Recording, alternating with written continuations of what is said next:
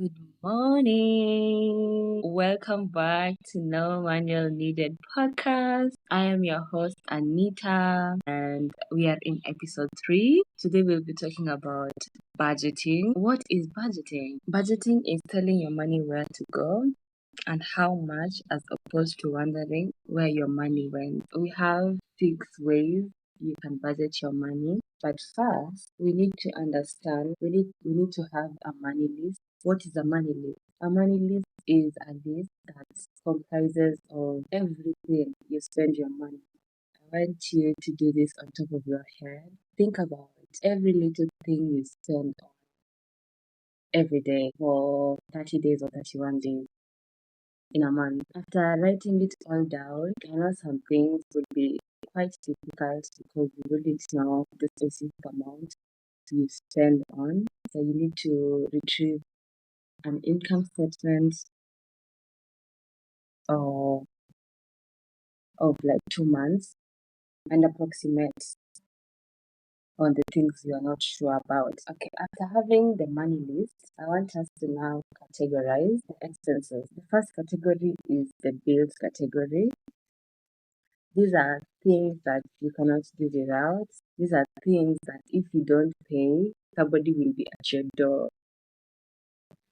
For example, you have rent. These are basically the fixed expenses. We're going to name them as B. And then the second thing is you're going to name them as BU. These are bills that fluctuate depending on your usage. Number 1, we have water, electricity, the internet. The next one, you're going to name them cash as a C. These are things that you have a choice on. For example, we have groceries, grooming, and entertainment. After categorizing them, now look, where is most of the money going to? Is it the bills? Is it the utility bills? Or is it the cash? After categorizing your B's, UPs, and C's, which are the bills, utility bills, and cash, this will help you know whether you're not making enough or you're spending too much. If most of your money is going to bills and utility bills, that means that you're not making enough money, and it's not about slashing what you spend on your bills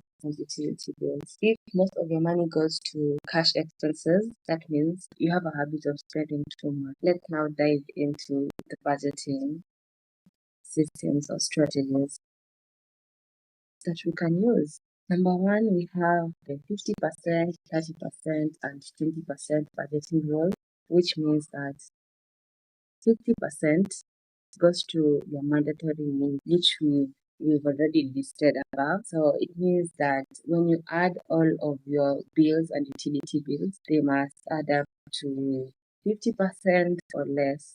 30% means that 30% goes into your savings and investments, debt repayments, and future budgeting. 20% this goes to your wants, enjoyment, leisure, gym membership, streaming services like Spotify, Netflix, buying clothes, eating out, going to watch a movie. Those are adjustable needs. So the 50-30-20 rule ensures that you have a balanced life and you have healthy patterns when it comes to your money. You get to pay all your bills and utilities, you get to save and also have someone enjoy your money. The second one we are going to tackle is the zero-sum budgeting strategy, which means that you assign every shilling or every dollar that you have a purpose. You have to account for every single coin that you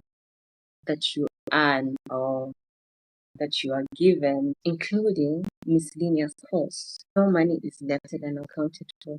This means that no money will be wasted because let's say you've budgeted and then you are left with 5,000. If you don't account for this 5,000, you'll end up spending it and you wouldn't even know how you spent the 5,000. So zero-sum budgeting strategy is a really good strategy. There are also templates online. You can find templates online that will help you with budgeting. The third strategy is the envelope budgeting method. This is a classic budgeting method that relies on cash to control spending. This is mostly for people who struggle with overspending. So this means that your bills, you're going to put them in a separate envelope, your bills and utilities, that is, and then your cash expenses are going to be on a separate envelope. Once you have these different envelopes that have money for different things, if your spending is quick, you will realize that your money is going fast, and that will tune your brain to slow down on your spending. And it lets you know if you're going above your budget. It's easier to notice if you're going above your budget. The other strategy is pay yourself first strategy. This is mostly used for financial independence. The pay yourself first strategy prioritizes your savings and investments before any other expenses. This could be opening a savings account or an investment account, or both a savings account and an investment account that is paying into your future in the long term goals. This means that the minute you get your money, the first thing you allocate your money to is your emergency fund, retirement plan, circle bonds, and shares. Times are hard, and if you keep on saying that, you won't end up saving a thing. You will compromise on the situation that you're in and not save. So this allows you to make sure that you save for your future. And when it comes to savings, even though you're not making enough, make sure you save, even if it's 500 or 1,000, or save 500. Let's say I'm saving 500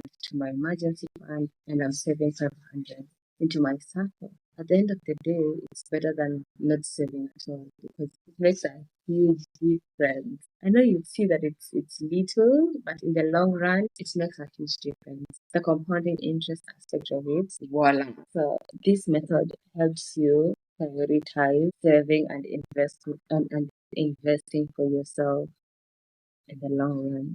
Then we have the 60% solution strategy. This strategy is used if you are choking on your expenses and you need a little room to breathe and to have flexibility. This now applies if you're not making enough, you're trying to make ends meet.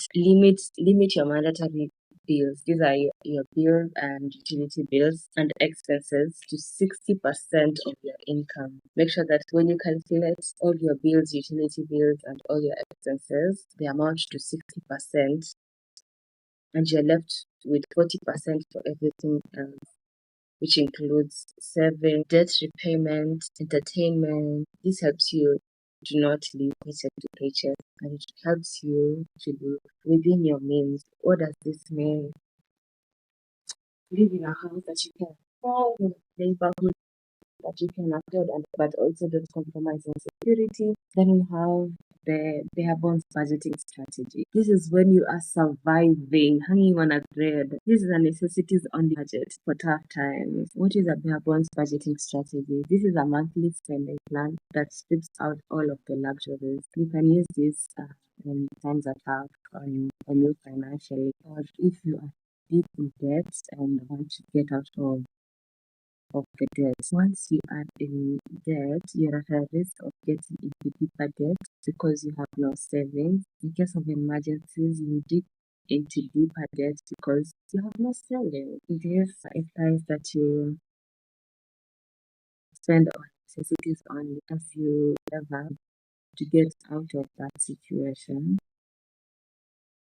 And you need to bear in mind that this is not going to happen for a long time. You have to sacrifice, and if you are smart with this and keep saving, even if it's as little as 500 or 1,000 shillings, in the long run, it's going to be worth it. How do we pick a budgeting strategy? If you're not sure of where to start, I recommend the zero-based budgeting method, since it's a very simple and effective way to track your income and expenses, and it allows you to have accountability. It's very simple to track money in and money out. For a more hands-on approach, you might try the envelope system budgeting method. This method can help you to stay on budget and avoid overspending. It helps you observe how you're spending your money and indirectly speak to your mind and you can adjust accordingly. If you're looking to prioritize savings, you might try the pay yourself first budget method. This method can help you reach financial goals faster. This can also apply if you have been good with budgeting, but now you want to prioritize on your savings and investment. The other thing to note, if you have irregular income, let's say you're a creator or a waitress or a freelancer, expense the bare bones strategy that we spoke about, that will be for you. Think of spiral. You have to live like a spiral. A spiral is a very smart saver. When there is food in plenty, it grabs all the food and then it stores the food. It only eats what it needs to survive at the moment as it waits for winter. So if you are a creator, there is some seasons that you're receiving income and some seasons that you want to be receiving income. Let's call it like financial winter. So you have to prepare yourself for financial winter. You have to lean in, make more, and save more.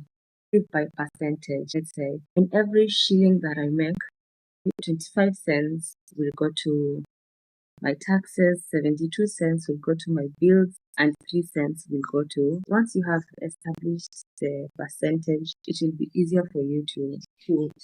Here are some tips that are going to help you in budgeting.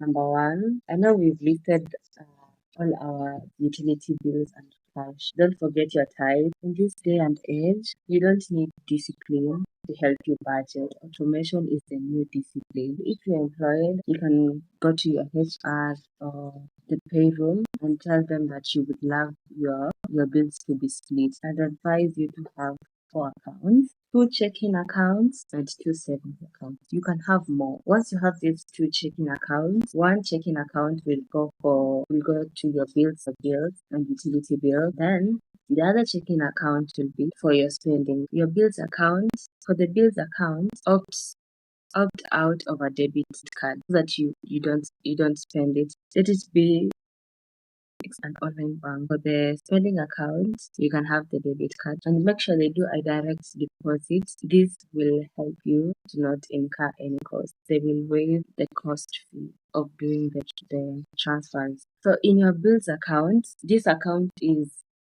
specifically for your bills. So you don't touch it no matter what. You only use the money in this bills account to pay your rent, to pay your electricity bill, your water bill, all the bills you had mentioned above, all the bills you had mentioned above, the bills and utility bills, all of them will be paid using the bills account. The spending account now will be used for your cash expenses. So this will help you to not, even when you're spending on the spending account, you know that this money I was meant to spend it. It's not going to affect you in any way. Smart, right? And okay. We said we need to have 4 accounts, 2 checking and 2 savings.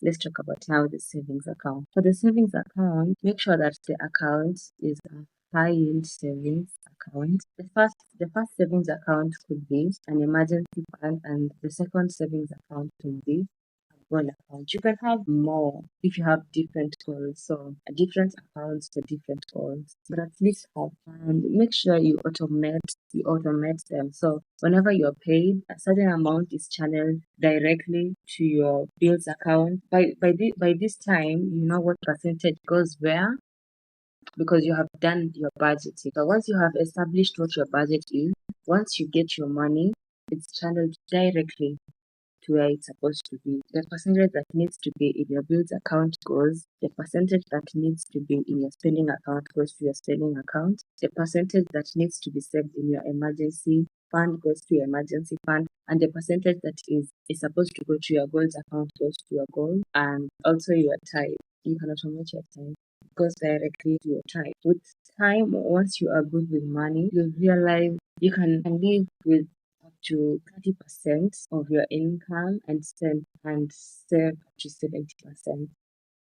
But before we get there, I know this is a culture that needs to be. Let's make it a challenge for the year. You can do it. You can most definitely do it. I tried this last year and it really worked well. Once you have achieved it, by the end of December or by the end of January next happier. Depending on when you want to withdraw your savings, you will be so happy, you will be so proud of yourself, and you will aim for much more. So take this as a building stone into financial freedom. It's the small habits that help us in the long run. So making sure that you have good positive habits. It's rewarding in the long run. I hope this helps in managing your money and saving for your future. That's it from us today. See you next week. Bye.